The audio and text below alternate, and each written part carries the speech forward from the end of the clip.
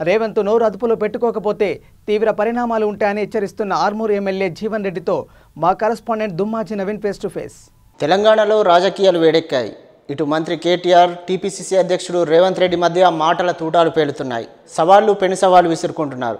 రేవంత్ రెడ్డి విసిరిన వైట్ ఛాలెంజ్పై నిన్న అమరవీళ్ల శుభం వద్ద రేవంత్ రెడ్డి మాట్లాడుతూ టీఆర్ఎస్ వర్కింగ్ ప్రెసిడెంట్ కేటీఆర్పై కొన్ని వ్యాఖ్యలు చేశారు. నా వెంట్రుకతో సమానం అంటూ ఆయన వ్యాఖ్యలు చేశారు. ఇదే అంశంపై మనతో మాట్లాడడానికి PUC chairman Armoor MLA Jeevan Reddy గారు మనతో ఉన్నారు. వారితో మాట్లాడి దీనిపై మరిన్ని విషయాలు తెలుసుకునే ప్రయత్నం చేద్దాం. నేనే ఏదైతే వైట్ ఛాలెంజ్ విసిరానో ఈ వైట్ ఛాలెంజ్కు భయపడి కేటీఆర్ ఇక్కడికి రావట్లేదని చెప్పి, నేను విసిరిన ఛాలెంజ్కు నిరూపించుకోవాలంటే దమ్ముంటే అమరవీళ్ల శుభం వద్దకు వచ్చి నేను విసిరిన ఛాలెంజ్పై ఆయన మాట్లాడాలని సవాల్ విసురుతున్నారు. దీనిపైన మీరేమంటారు? ఛాలెంజ్ చేయాలంటే కూడా ఒక రేంజ్ ఉండాలి. క్యాడర్ లేని పార్టీకి క్యారెక్టర్ లేని లీడర్ ఈయన రేవంత్ రెడ్డి. ఈయన మాట్లాడితే ఈయన మా మంత్రివర్యులు కేటీఆర్ గారికి దావోస్ నుంచి 3 సార్లు పిలుపు వచ్చి మూడోసారి ముచ్చటగా పిలుపు వచ్చింది. ఆయనకు 8,671 పరిశ్రమలు తీసుకొచ్చి 10 లక్షల ఉద్యోగాలు కల్పించినటువంటి Hyderabad brand ambassador, IT brand ambassador అనేటువంటి కేటీఆర్ గారితో ఈయనకు పొందలేందండి. నక్కకు నాగలు అనుకున్నంత తేడా ఉంది.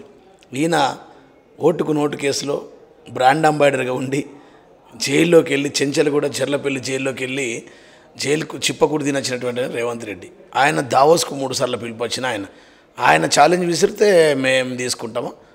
అసలు ఆయన ఛాలెంజ్ ఎట్లా, ఏ విధంగా మాట్లాడతాడని మేము అసలు చిట్చాట్లో ఏం జరిగిందంటే, ఆ రోజు నేను కూడా ఉన్నా, మీరు కూడా ఉన్నారు.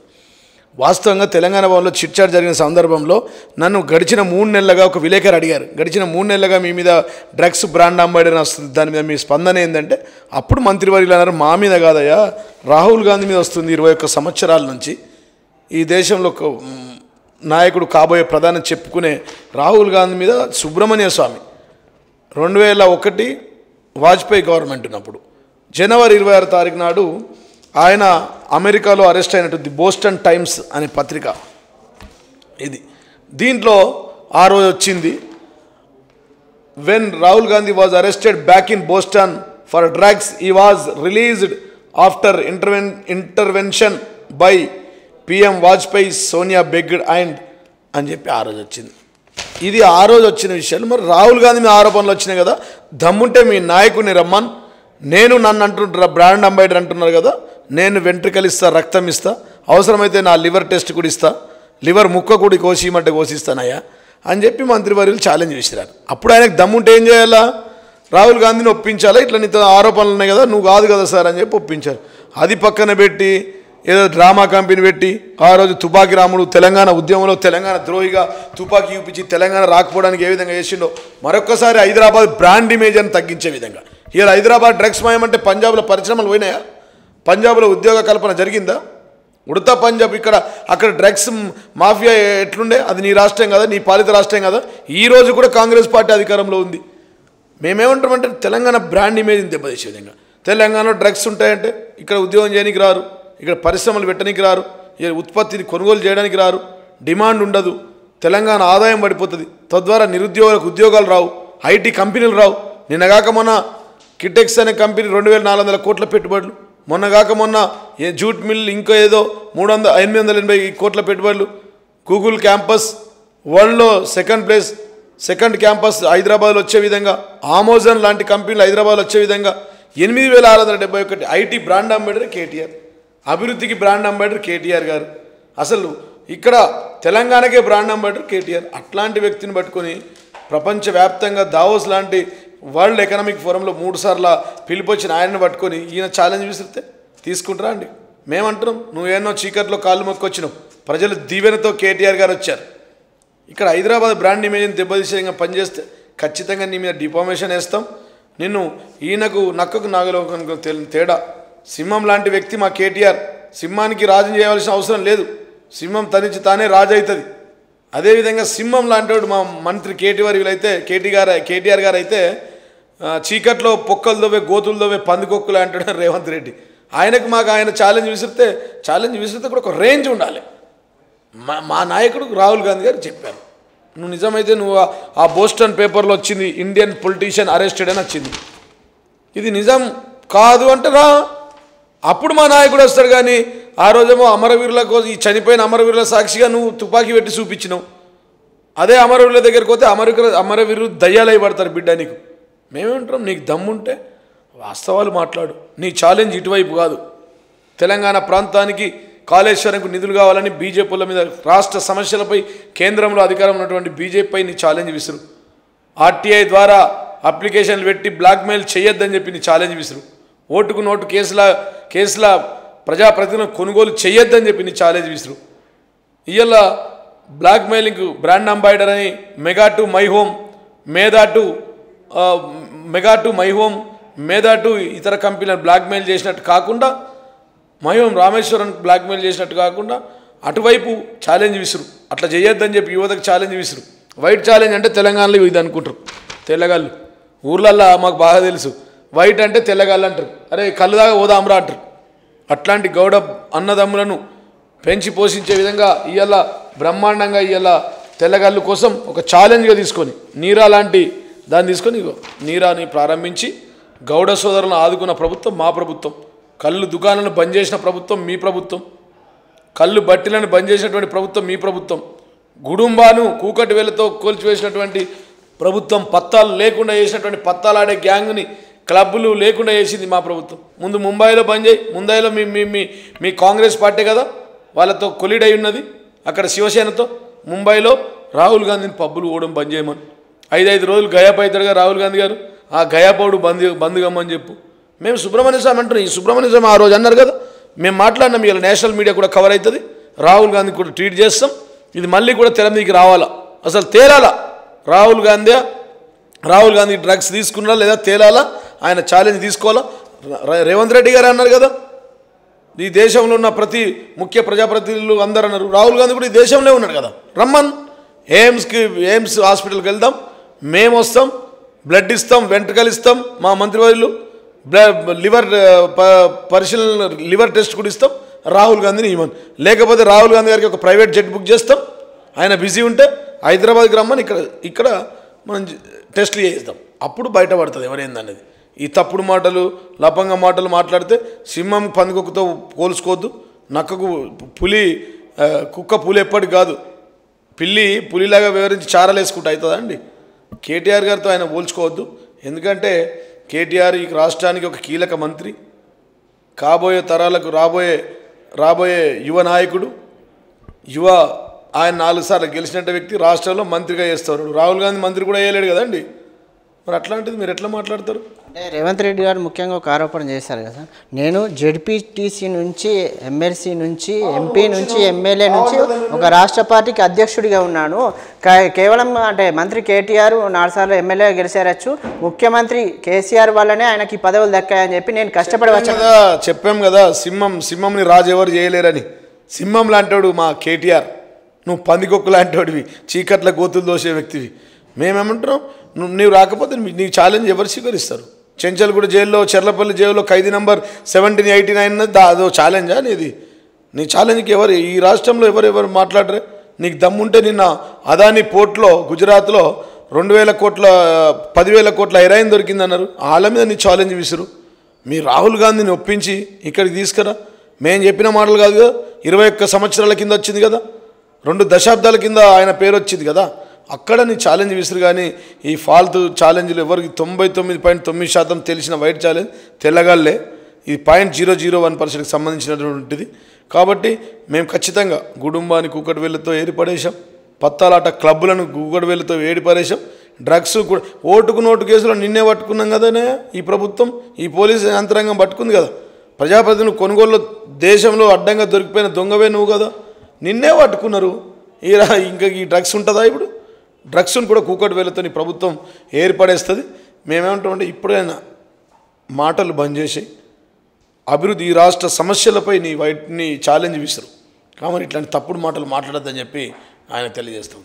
ఇటు కేటీఆర్, రేవంత్ రెడ్డి ఏదైతే ఛాలెంజ్ విసురుకుంటున్నారో, బండి సంజయ్ చేస్తున్న ప్రజా సంగమ యాత్రని నుంచి ప్రజలను తప్పుదో పట్టించడానికే ఇలాంటి సవాళ్ళు విసురుతున్నారని చెప్పి బండి సంజయ్ ఆరోపిస్తున్నారు. ఆయన మాట్లాడతాడు, ఆయన తొండి పంచాది. ఆయన ఆఫ్ఘనిస్తాన్, పాకిస్తాన్, తాలిబాన్లు, జమ్మూ కాశ్మీర్, భాగ్యనగరాన్ని హైదరాబాద్ని భాగ్యనగరంగా మారుస్తా అని హిందూ ముస్లింల మధ్య వైషమ్యాలు రెచ్చగొట్టే విధంగా ప్రశాంతంగా ఉన్న హైదరాబాద్లో కర్ఫ్యూ లేని హైదరాబాద్లో 11 లక్షల కెమెరాలతో నిఘా వ్యవహరిస్తున్న హైదరాబాద్లో అల్లర్లు సృష్టించడానికి బాహింస నిర్మల్ ఇట్లాంటి తప్పుడు పనులు చేస్తూ ఉంటాడు. ఆయనకు చేతనైతే అభివృద్ధి మీద చెప్పు, మేము చేయలేని పనులుంటే చెప్పు, మా మేనిఫెస్టోలో పెట్టి అమల్లోకి తీసుకురాని పనుల గురించి చెప్పు. ఇవి చెప్పాలి కానీ ఈ పొద్దంతా ఏదో అడ్డమైన మాటలు మాట్లాడడం. ఆయన ఈ ఛాలెంజ్ ఆయన దమ్ముంటే రాహుల్ గాంధీ మీద ఈ సుబ్రహ్మణ్య స్వామి చేసినటువంటి బండి సంజయ్ గారికి నేను ఒక మాట చెప్తా ఉన్నా, నీకు దమ్ముంటే 2001లో సుబ్రహ్మణ్య స్వామి ఏదైతే ఇది Indian political prime ministers grand son arrested in Boston అని బోస్టన్ టైమ్స్ ఆఫ్ ఇండియా వచ్చింది కదా, దీని మీద పెట్టు ఎంక్వైరీ. ఈడీ దర్యాప్తు దీని మీద పెట్టు రాహుల్ గాంధీ మీద. అప్పుడు ఇక్కడ ఉన్న కాంగ్రెస్ నాయకు గుండెల్లో రైలు పడిగెడుతుంది. మేము బండి సంజయ్ గారికి చెప్తా ఉన్నాం, నువ్వు యాత్ర వేసుకో, ఈ సుబ్రహ్మణ్య స్వామి మాట్లాడింది కదా దీని మీద రాహుల్ గాంధీ మీద రమ్మని చెప్పు. నీకు చేత కాకపోతే మా మంత్రివర్యులు వస్తా అని చెప్పిండు కదా, రాహుల్ గాంధీని పిలిపియండి, మంత్రి గారిని పిలిపియండి, చేస్తాం మేము. తెలంగాణ రాష్ట్రంలో ప్రజలు చాలా సమస్యలు ఉన్నాయి. వాటిపైన కాకుండా ఇప్పుడు వైట్ ఛాలెంజ్ అనేది ఇది కొత్తగా ఎందుకు తీసుకొచ్చారంటారు? ఇది ఎవరికి లాభం అంటారు? మాది ఈ ఛాలెంజ్లు కాదు సార్, మాది రైతు బంధు మాది, దళిత బంధు మాది. దళిత బంధు మాదైతే వైట్ బంధు ఈయనకు కావాలా, వైట్ బంధు ఈయనకు కావాలా, శ్వేత విప్లవం మాకు కావాలా, గ్రీన్ ఛాలెంజ్ మాకు కావాలా, వైట్ ఛాలెంజ్ ఈయనకు కావాలా. దాని గురించి 0.001% కూడా బాధపడలేరు. 99.9% ప్రజలకు రైతు బంధు కావాలా, దళిత బంధు కావాలా, గ్రీన్ ఛాలెంజ్ కావాలా, ఇంకా ఇతర ఏవైతే శ్వేత విప్లవం కావాలా, గీవి కావాలా. వైట్ ఛాలెంజ్ అంటే వైట్ కావాలా, కానీ గీ దరిద్రమైన మాటలు మాట్లాడు, రాష్ట్ర ఇమేజ్ని దెబ్బతీసే విధంగా మాట్లాడితే బరాబరి మొత్తం పోలీస్ స్టేషన్లో కేసు పెడతాం, ప్రతి కోర్టులో కేసులు వేస్తాం. 60 లక్షల మంది మా సైన్యం ఉన్నారు. ఈ రాష్ట్రం హక్కులో, ఈ రాష్ట్రం ఇమేజ్, బ్రాండ్ ఇమేజ్ దెబ్బతినే విధంగా ఇదే విధంగా వ్యవహరిస్తే ఆయన కోట్ల చుట్టూ తిప్పడం ఖాయమని చెప్పి సందర్భంగా తెలియజేస్తాను. అంటే వీళ్ళు టీఆర్ఎస్ నాయకులు అంటే కాంగ్రెస్ నాయకులు మీపై ఆరోపణ చేస్తున్నారు. టీఆర్ఎస్ నాయకులు ఇష్టం ఉన్నట్లు మాట్లాడుతున్నారు రేవంత్ రెడ్డిపై. మళ్ళీసారి మాట్లాడితే వాళ్ళకి తీవ్ర హెచ్చరికలు ఉంటాయని కూడా నిన్న వాళ్ళు ప్రెస్ మీట్లో మాట్లాడారు. పట్టించుకోవాలని తీవ్ర హెచ్చరికలు ఉంటే చూస్తాం. గ్రౌండ్లో క్యాడర్ లేనోళ్ళు, ఒక సర్పంచ్ లేనోళ్ళు, ఒక నాయకుడు లేనోళ్ళు, ఒక క్యారెక్టర్ లేనోళ్ళు గాళ్ళు మాట్లాడితే మేము పట్టించుకుంటామా అండి? వాళ్ళు మస్తు మాట్లాడతారు, చూస్తాం గ్రౌండ్లో. రేపు రానున్న రోజుల్లో ఉన్నాయి కదా ఎలక్షన్స్, అక్కడ కబడ్డీ ఆడతాం, గ్రౌండ్లో ఆడతాం. 23లో మళ్ళీ మేమే అధికారంలోకి వస్తాం. రానున్న 20 సంవత్సరాలు ఆయన ఔర్ 20 సార్లు అంటున్నారు కదా, అవును అంటారు కదా, 20 నెలల సెలవు పెట్టండి అంటారు. ప్రజలే వీళ్ళకి శాశ్వతంగా సెలవు పెట్టారు. కాంగ్రెస్ పార్టీకి ఈ రాష్ట్రంలో మేము తెలంగాణ ఇచ్చినామంటే కూడా ఎవరు వినకుండా ప్రజలే శాశ్వతంగా సెలవు పెట్టారు. 5, 6, 10 సీట్లు వచ్చినాయి. ఆ 10 సీట్లు కూడా నెక్స్ట్ రావు. వాళ్ళకి ప్రజలే శాశ్వతంగా సెలవు పెట్టారు. ఈ లీవ్ పెట్టమంటారు కదా, 20 నెలలు కాదు మిస్టర్ రేవంత్ రెడ్డి, ఈయనొక్క లెక్క చెప్తాడు, పిచ్చి లెక్కలు 19 నెలలు అని. మన అమిత్ షా గారు వచ్చి 2024 ఎన్నికలు అంటారు, ఆయన 24 ఎన్నికలు అంటాడు, ఈయన 19 నెలలే పదవి కాలం అంటాడు. మేమంటారు ఈ మెంటల్ మాటలు ఎందుకు మాట్లాడుతారో మాకు అర్థం కావట్లేదు. ఇంకో 20 నెలలు కాదు బాబు మిస్టర్ రేవంత్ రెడ్డి, ఇంకా 20 సంవత్సరాలు ఔర్ 20 సార్లు కేసీఆర్ ఉంటాడు ఇక్కడ, మేమే ఉంటాం.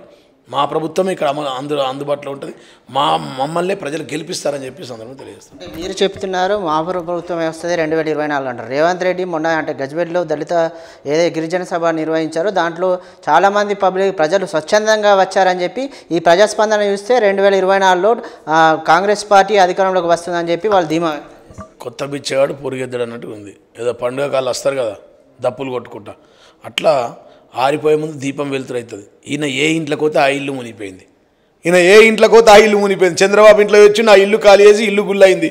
చంద్రబాబు లోకేష్ గారు హైదరాబాద్ నుంచి బుట్ట ఎదుర్కొని పాపం ఆంధ్ర ప్రాంతానికి వెళ్ళిపోయారు. అదేవిధంగా ఇవాళ కాంగ్రెస్లో వచ్చిండు, కాంగ్రెస్లో ఉడుమి వచ్చినట్టు వచ్చింది. ఇప్పుడు ఇక ఎవరికి నాయకు జానారెడ్డి లేడు, ఉత్తమ్ కుమార్ రెడ్డి లేడు, కోమటిరెడ్డి లేడు. ఎవరు ఒక్క నాయకులు చెప్పండి కురువృద్ధులు? వి హనుమంతరావు ఎక్కడున్నాడు? కోమటిరెడ్డి ఎక్కడ పోయిండు? ఒకరిద్దరు నాయకులు మా బట్టి విక్రమార్క ఏడ కనబడుతూ ఉన్నాడు. ఏ నాయకులు లేరు అసలు. ఇవాళ కాంగ్రెస్ పార్టీని ముంచనికి వచ్చింది నాయకుడు, మునిగిపోతుంది కూడా. చంద్రబాబు టీడీపీ పార్టీ రాష్ట్రంలో ఏ విధంగా మునిగిపోయిందో కాంగ్రెస్ పార్టీ కూడా మునిగిపోతుంది. కాంగ్రెస్ పార్టీ గాంధీ భవన్ కూడా టీడీపీ ఆఫీస్కు ఏ విధంగా టూలెట్ బోర్డు పెట్టిర్రో అతి తొందరలోనే కాంగ్రెస్ భవన్ కూడా గాంధీ భవన్ కూడా టూలెట్ బోర్డు పెట్టుకొని వీళ్ళు వెళ్ళిపోతారు. చాలా చూసినాం ఇట్లాంటి వాళ్ళని. ఎలక్షన్ గత 2 ఎన్నికల్లో కూడా తెలంగాణ ఇచ్చామని ఈయన ఏ ఇంట్లోకి పోతే ఆ ఇంట్లో పాట పడతారు. గతంలో తెలంగాణ ప్రాంతంలో టీడీపీ దగ్గర తెలంగాణ ద్రోహుల పార్టీలో ఉన్నప్పుడు సోనియమ్మ బలిదేవత అన్నాడు, సోనియమ్మ దయ్యం అన్నాడు. ఇవాళ ఆమె దయ్యమైంది ఆ రోజు, ఇవాళ దేవత అవుతా ఉంది. నిన్న కాంగ్రెస్లో శశి తరూర్ని డంకి అన్నాడు. రేపు చంద్రబాబు రిమోట్ పీసీసీ ఇక్కడ కానీ రిమోట్ చంద్రబాబు దగ్గర, అక్కడ రిమోట్ నెక్కితే రాహుల్ గాంధీని కూడా అడ్డగాడిద అంటాడు. ఈయనని గాడిద అన్నాడు, రాహుల్ గాంధీని అడ్డగాడిద అంటాడు. ఇది ఆయన క్యారెక్టర్. ఓటుకు నోటు కేసులో చూసిర్రు, మన శశి తరూర్ని తిట్టిన విషయంలో చూసిర్రు, ఇలా వైట్ ఛాలెంజ్ విషయంలో కూడా చూస్తూ ఉన్నారు. వైట్ ఛాలెంజ్ అసలు మంత్రివర్యులు కేటీఆర్ గారు విసిరిన ఛాలెంజ్ రాహుల్ గాంధీ గారికి, నీకు దమ్ముంటే మీ నాయకుని నొప్పి మేము సిద్ధం. Thank you. ఇది జీవన్ రెడ్డి గారు చెప్తున్నది ఏంటంటే, ఏదైతే రేవంత్ రెడ్డి విసిరిన వైట్ ఛాలెంజ్ ఉందో దానికి గతంలో రాహుల్ గాంధీపై దీనిపై డ్రగ్స్ వ్యవహారంలో ఆరోపణలు వచ్చాయని చెప్పి దానికే కేటీఆర్ గారు రాహుల్ గాంధీకి ఛాలెంజ్ విసిరారని చెప్పి దమ్ముంటే రాహుల్ గాంధీని ఇక్కడ పిలిపించాలని, లేదంటే ఒకవేళ వీలు కాకపోతే మేము ప్రత్యేకంగా ఒక జెట్ విమానాన్ని ఏర్పాటు చేస్తామని చెప్పి ఇక్కడికి వస్తే ఆయన కూడా నిరూపించుకుంటే దీనిపై డ్రగ్స్ వ్యవహారంలో ఎవరేంటి అనేది తెలుస్తుందని చెప్పి జీవన్ రెడ్డి గారు చెప్తున్న పరిస్థితి కనిపిస్తుంది. కెమెరా పర్సన్ శ్యామ్తో దుమ్మాజీ నవీన్, V3 న్యూస్, హైదరాబాద్.